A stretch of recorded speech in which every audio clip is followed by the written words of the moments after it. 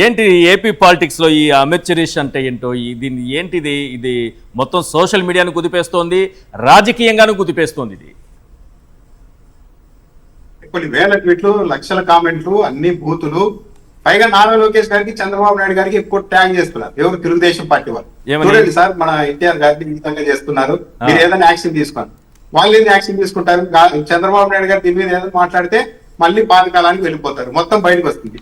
ఈ ట్రెండ్ అంతా చూసిన తర్వాత ఒక విషయం అయితే అర్థమవుతుంది. మన ఎన్నికల్లో ఏదో చంద్రబాబు నాయుడు గారికి, కూటమికి కాలం కలిసి వచ్చిందో, లేకుంటే మాయం చేశారో, మంత్రం చేశారో, కానీ అందరినీ ఒక సీసాలోని తేగలిగారు. కానీ ఇప్పుడు విపరీతంగా కొట్టుకుంటున్నారు అంటే ఇది కృత్రిమంగా కొద్ది రోజుల పాటు ఏర్పడిన అనుబంధమే కానీ ఇది శాశ్వతంగా ఉండేది కాదు. పైన పవన్ కళ్యాణ్ గారు, చంద్రబాబు నాయుడు గారు కలిసి ఉన్నప్పటికీ కూడా లోకల్లో మొత్తం డిటాచ్ అయిపోయారు అటు ఇటు అన్నది అయితే ఈ ట్రెండ్ బట్టి చాలా క్లియర్ గా అర్థమవుతుంది. ఇలా ఇమిటేట్ చేయడం అనేది చాలా సినిమాల్లో చేశారు. కానీ ఇప్పుడు ఎందుకు ఇంత రచ్చ జరుగుతుంది అంటే ఇది ఇండైరెక్ట్ గా తెలుగుదేశం పార్టీకి, మెగా కుటుంబానికి అంటే జనసేన పార్టీ క్యాడర్ కి మధ్య రిఫ్ట్ అన్నది రిఫ్లెక్ట్ అవుతోంది. అంటే వాళ్ళు మెల్లమెల్లగా విడిపోతూ ఉన్నారు. ఏం ఆశించి ఒక పవన్ కళ్యాణ్ తప్ప ఈ గవర్నమెంట్ మాకేం వచ్చింది అన్న దానికి జనసేన పార్టీ వాళ్ళు వచ్చారు, మెగా అభిమానులు వచ్చారు, వీళ్ళంతా వచ్చారు. కాబట్టి ఇది కనబడుతోంది, వీళ్ళంతా గ్యాప్ పెరిగిపోతుంది అని.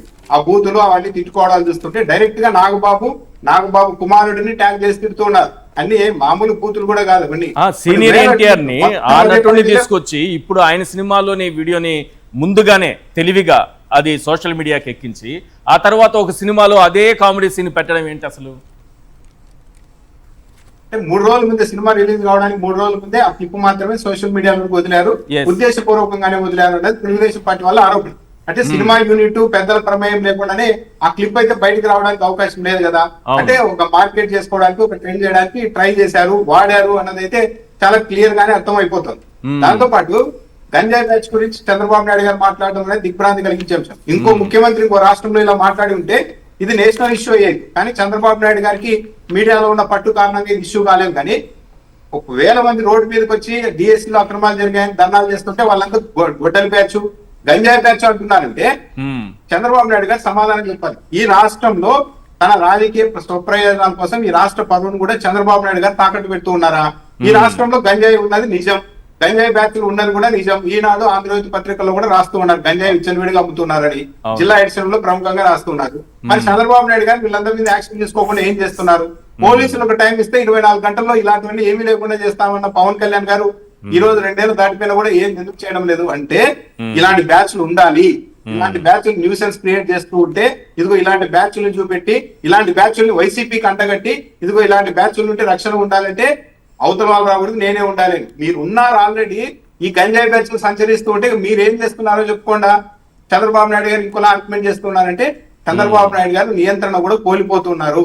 తన రాజకీయ స్వప్రయోజనాల కోసం వైసీపీ రోజు రోజుకు పికప్ అవుతుంది విపరీతంగా అన్న దాంతో దాన్ని డ్యామేజ్ చేయడం కోసం చంద్రబాబు నాయుడు గారు రాష్ట్రాన్ని కూడా ఇండైరెక్ట్ గా డ్యామేజ్ చేస్తూ ఉన్నారు. స్వయంగా చంద్రబాబు నాయుడు గారు ఇందాక చెప్పినట్టు ఒక మీటింగ్ లో ఏం చెప్తున్నారు? ఒక ముఖ్యమంత్రి ఏంటి, ఒక ఫోన్ మామూలుగా వాడుకోండి, ఇంకో ఫోన్ గంజాయి డీలకు వాడుకోండి అని చెప్తున్నారు. అయితే నవ్వుకుంటూ ఇలాంటి చెప్పినప్పుడు ఏమనుకుంటారు? ఈ గంజాయి తీసుకునే వాళ్ళు పిల్లలంతా ముఖ్యమంత్రి ఇంత సరదాగా మాట్లాడుతున్నారంటే మనం గంజాయి తినడం, గంజాయి తాగడం అనేది పెద్ద తప్పే కాదు అని అనుకుంటారు కదా. చంద్రబాబు నాయుడు గారు ముఖ్యమంత్రి ఇదే కాదు, ఎన్నికలకు ముందు సాయంత్రం అయితే ప్రతి ఒక్కరికి మందు బాబులందరికీ నేను గుర్తొస్తాను, మంచి మందు కావాలి, మందు గురించి ప్రచారం చేశారు. నేను 90 రూపాయలకే ఇస్తాను అని చెప్పారు. గంజాయి గురించి అధికారంలోకి వచ్చాక గంజాయి గురించి చెప్పుకుంటున్నారు. అసలు చాలా సింపుల్ చేసేస్తున్నారా మందును కానీ గంజాయిని కానీ? ఈ రాష్ట్రంలో ఇవన్నీ ఉండాలి, ఇవన్నీ ఉంటే ఏదో చూపెట్టి రాజకీయం చేయాలని చంద్రబాబు నాయుడు గారు డిసైడ్ అయినట్టుగా ఉన్నారు. అంటే అవతల వాళ్ళ మీద బురద జల్లడానికి ఇవన్నీ పనికి వస్తాయని చంద్రబాబు నాయుడు గారు ఇండైరెక్ట్ గా ప్రేరేపిస్తూ ఉన్నారా?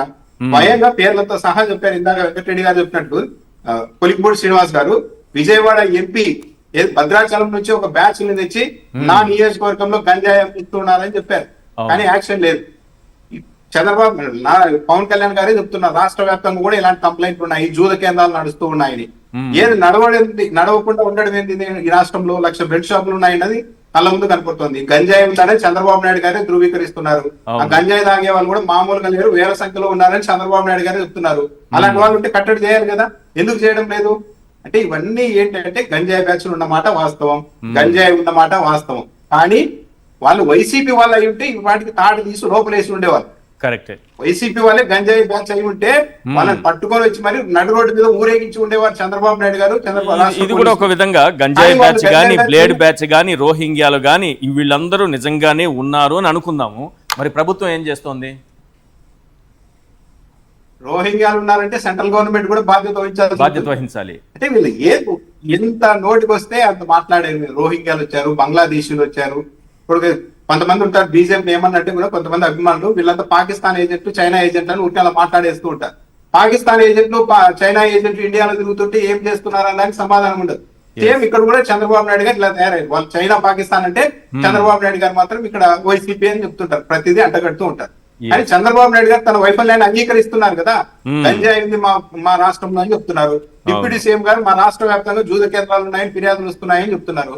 ఎన్ని అవలక్షణాలు ఉన్నాయో అన్ని అవలక్షణాలు ఉన్నాయని సందర్భాన్ని బట్టి తెలుగుదేశం పార్టీ అధినేత పవన్ కళ్యాణ్ గారు, తెలుగుదేశం పార్టీ ఎమ్మెల్యేలు ధృవీకరిస్తున్నారు కదా. కానీ ఎక్కడా కూడా చర్యలు లేవు.